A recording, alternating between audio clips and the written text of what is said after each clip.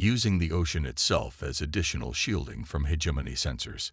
T-10, 9, 8. Tanaka gripped the control interfaces, which responded to pressure and thought rather than physical movement. 3, 2, 1. Launch. Firefly shot upward, accelerating at forces that would have crushed its occupants without the inertial dampening provided by miniature fold fields throughout the ship. Within seconds, they broke the ocean surface, rocketing toward space with virtually no heat signature or propulsion trace. Conventional drives only until we clear the atmosphere, Tanaka reminded Rivera. No quantum folding until we're in vacuum. The ship climbed with astonishing speed, its advanced materials shrugging off atmospheric friction. Within minutes, they reached low Earth orbit, where the situation became immediately clear and dire. 8 massive hegemony warships had positioned themselves around Earth, each capable of sterilizing continents. Smaller vessels patrolled between them, creating an impenetrable net. "My God," Rivera whispered, "they could wipe us out without even trying." "Which is why they haven't," Tanaka replied, her hands moving over the controls. "They want resources, not a dead planet. Perfect time to test if this ship works as advertised." Engaging fold drive. She focused her thoughts as Reyes had taught her, visualizing a point in space near the smallest hegemony vessel, but not too near. The neural interface hummed, sending waves of information directly into her consciousness. For one heart-stopping moment, nothing happened. Then reality shifted. The stars seemed to bend around them, light stretching into impossible colors before snapping back. Instantaneously, Firefly was elsewhere, exactly where Tanaka had intended. "Holy shit," Rivera breathed. It worked. Tanaka checked their position. They were hovering just outside the hegemony patrol network, completely undetected. The massive alien vessels continued their orbital patterns, oblivious to the tiny human ship that had just performed what their science claimed was impossible. Running passive scans, Rivera reported, his fingers dancing across his console. Their shield configurations, weapons systems, communication protocols. "We're getting it all." "Let's get closer to the command ship," Tanaka suggested. "If we're invisible to them, might as well gather intelligence on their flagship." She visualized another fold, this time positioning them directly above Vor Zenith's massive vessel. Again, reality bent and reshaped itself around them, and they reappeared in their targeted position. "This is incredible," Rivera said, continuing to collect data. "Their hull composition is unlike anything we've seen. Some kind of crystalline metallic hybrid. And the energy readings, their primary reactor outputs more power than our entire planet." Tanaka was about to respond when alarm indicators flashed across her neural interface. "Something's wrong. They're launching fighters. Dozens of them. Have they detected us?" Rivera's hands moved frantically over his weapons console. Idan turned to her. "The quantum displacement effect I've been studying. It operates on principles I don't believe they've discovered." "Explain," President Okafor demanded. "For the past decade, my team has been developing what we call quantum fold technology. It exploits a loophole in space-time that their ships, based on what I've observed of their propulsion signatures, don't utilize. They've optimized a particular approach to physics and stopped looking for alternatives. Are you suggesting we have technology that could surprise them?" Chen asked incredulously. "Not yet," Rise admitted. "But we have theoretical models that could be weaponized. With enough resources and time." "Which we don't have," interrupted Defense Minister Wang. "They'd given us 2 weeks. Then we play for time," President Okafor decided. "We negotiate, we delay, we appear to comply while Dr. Rice develops this technology." She looked around the room. "This stays completely confidential. As far as the hegemony knows, we are a compliant, primitive species that poses no threat." 3 months later, Dr. Rice stood in a hidden facility carved into the Andes Mountains. Before her, technicians worked on what appeared to be a small spacecraft, unlike any design publicly known on Earth. "Progress report," came a voice behind her. Rais turned to see Admiral Chen, who had been assigned as military liaison to what they now called Project Firefly.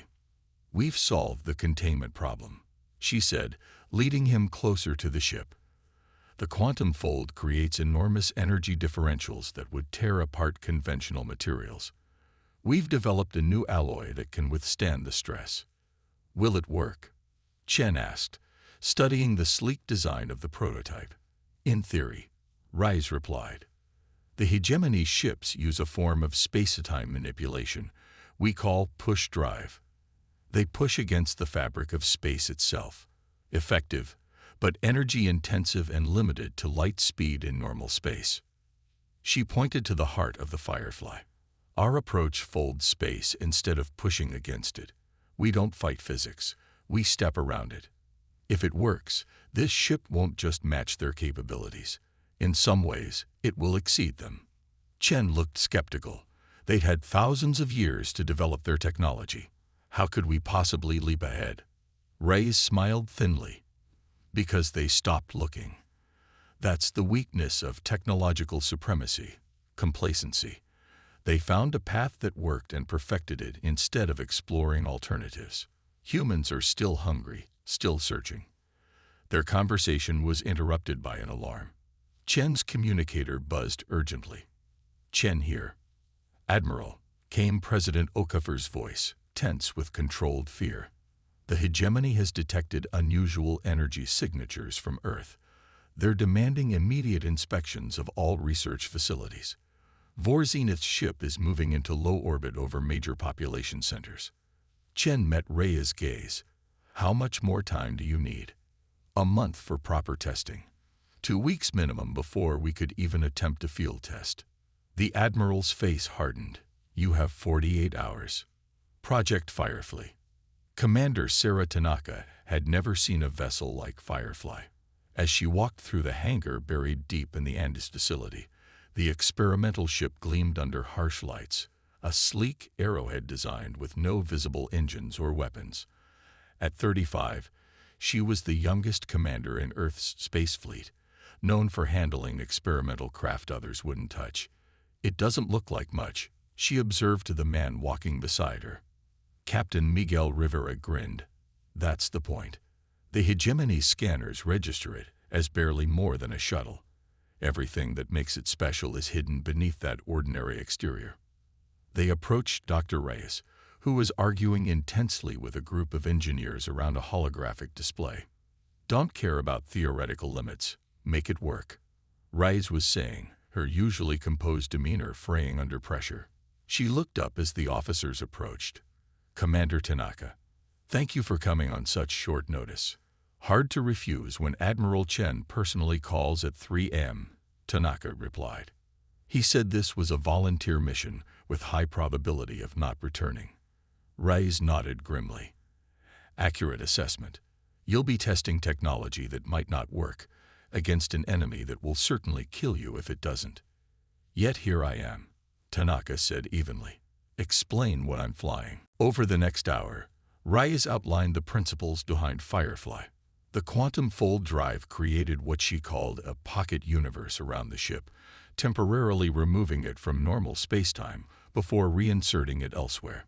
The theory had existed for decades, but creating a stable field had been impossible until Reyes' breakthrough.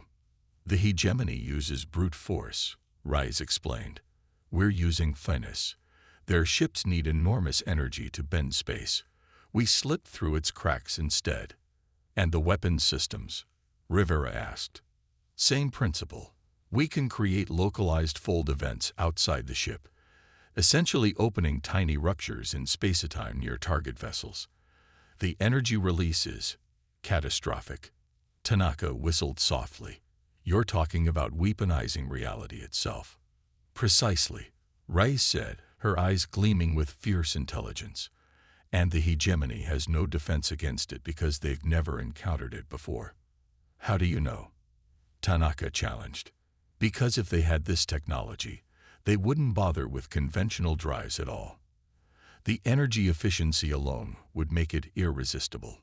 A technician rushed up to them, face pale. Dr. Reyes, the hegemony has begun landing troops in major cities. They're claiming Earth violated the integration protocols by conducting unauthorized research. Reyes turned to Tanaka. How quickly can you learn to fly this ship? How quickly can you teach me? 12 hours later, Commander Tanaka sat in Firefly's minimalist cockpit, memorizing control sequences that bore little resemblance to conventional spacecraft operations.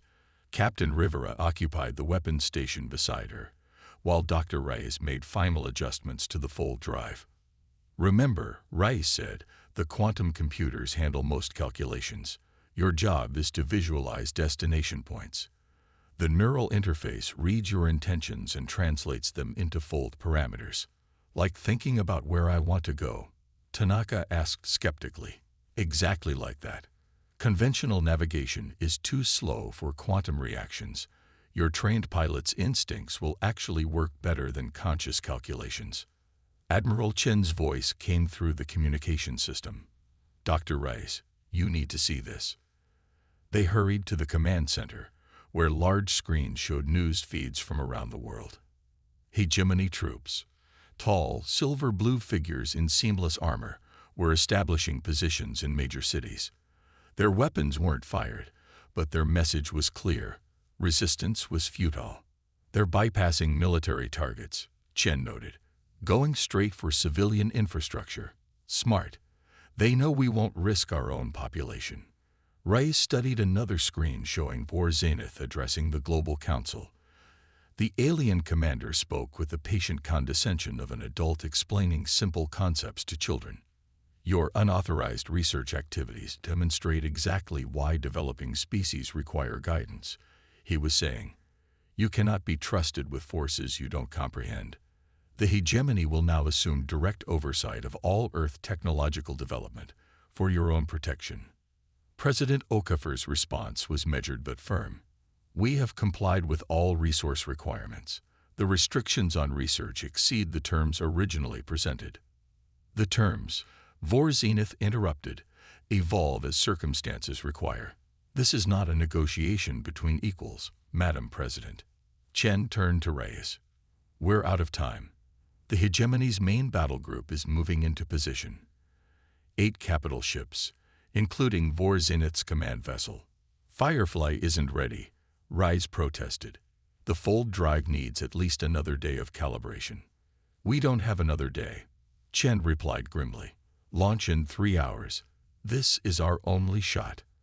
As the launch countdown progressed, Tanaka and Rivera made final preparations in Firefly's cockpit. The experimental ship had been transported to a hidden launch facility in the Pacific Ocean, a converted oil platform that could submerge completely to hide from orbital surveillance. Neural interface online, Rivera reported, as connections linked their implants to the ship's quantum systems. Weapons primed. Defensive systems active. Fold drive at 93% efficiency. Tanaka added, not ideal, but workable. Dr. Reyes' voice came through their comm systems. Remember your mission parameters. This is reconnaissance only. Verify the fold drive works in actual combat conditions. Test the sensor evading capabilities, then return. Do not engage the hegemony ships unless absolutely necessary. Understood, Tanaka replied, though her tone suggested she might interpret absolutely necessary broadly. T-minus 60 seconds. Came the countdown. Platform submerging for stealth launch. Water rose around the launch pad as the entire structure descended beneath the waves. Firefly systems were designed to activate underwater. First contact and subjugation. The massive ship appeared without warning, materializing just beyond lunar orbit in a burst of blue-white energy that lit up Earth's night sky like a second moon. Within hours, every telescope on the planet was pointed skyward, and every government was in emergency session. Admiral James Chen watched the alien vessel through the main view screen of the ISS Liberty, Earth's most advanced warship. The Liberty represented humanity's pride. A kilometer-long vessel equipped with fusion drives, rail guns, and the best defensive systems human engineering could produce. Yet compared to the alien craft, which stretched nearly 20 kilometers from bow to stern. The Liberty looked like a child's toy. "Any response to our hails, Lieutenant?" Chen asked, his voice steady despite the churning in his stomach. "Nothing yet, sir," Communications Officer Park replied. "We've been broadcasting on all frequencies for the past 3 hours." The Admiral nodded, his weathered face betraying nothing. After 30 years in the United Earth Space Force, he'd thought he'd seen everything. First contact with an advanced alien civilization hadn't been on his retirement plan. Without warning, the view screen flickered. The bridge crew stiffened as a figure appeared, humanoid but clearly alien. Its skin was a pale silver blue, with facial features that seemed almost deliberately arranged to mimic human appearance while remaining distinctly foreign. 4 eyes, arranged in a diamond pattern, blinked independently at the humans. "Greetings, primitive vessels." The alien spoke in flawless English. "I am High Commander Vor Zenith of the Galactic Hegemony. Your world has been noted and categorized. Prepare to receive our diplomatic delegation." Before Chen could respond, the transmission ended. 10 minutes later, a smaller craft detached from the massive ship and accelerated toward Liberty at impossible speeds. The delegation arrived with the casual arrogance of beings who knew they held absolute power. 6 aliens, each with slight variations in their silver-blue coloration, materialized directly onto Liberty's bridge in shimmering columns of light. The tallest, apparently Vor Zenith, looked around with an expression that resembled amusement. "Quaint," he said, running a 6-fingered hand along a control panel. "Crude circuitry, inefficient power distribution. Impressive that you've managed to lead your gravity well with such basic understanding of physics." Admiral Chen maintained his composure. "We welcome the galactic hegemony to Earth space," he said formally. "We hope this meeting marks the beginning of peaceful relations between our peoples." Vor Zenith made a sound that might have been laughter. "Peace is always our preference, Admiral. The hegemony has brought order to 10,000 worlds. Your species will benefit greatly from our guidance." He gestured to another alien, who stepped forward with a hovering device that projected holographic displays. "This is a standard integration protocol. Your leaders will want to review it." Chen scanned the document with growing disbelief. It wasn't a treaty but a list of demands. Resource quotas, technology restrictions, and cultural enrichment programs. It wasn't an offer of alliance. It was terms of surrender. "This requires discussion," Chen said carefully. "Our planetary government will need time to—" "Time is granted," Vor Zenith interrupted. "You have 14 Earth days to prepare initial resource shipments and submit your formal acceptance. We are not unreasonable." In the underground complex beneath Geneva, Earth's unified government, the Global Council convened in emergency session. Representatives from every nation sat in tense silence as Admiral Chen finished his briefing. "According to their integration protocol, we're classified as a Category 3 developing world," Chen explained. "That means we're entitled to certain protections, but also subject to significant restrictions. They want 30% of our rare earth elements, 40% of our water, and exclusive mining rights to the entire asteroid belt." Dr. Elena Rice, the Council's chief science advisor, spoke up. "And the technology restrictions." Chen's expression darkened. "That's the worst part. We'd be frozen at our current level of development. No further advancement in propulsion, weapons, or communications technology. They claim it's for our own safety. They fear competition," Dr. Rice said, her dark eyes intense. At 45, she was considered the most brilliant physicist of her generation.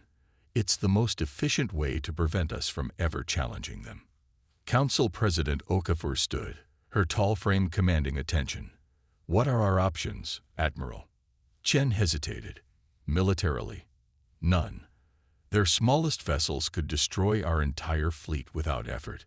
Their technology is centuries beyond ours." "Perhaps not in all ways," Dr. Rice said quietly. All eyes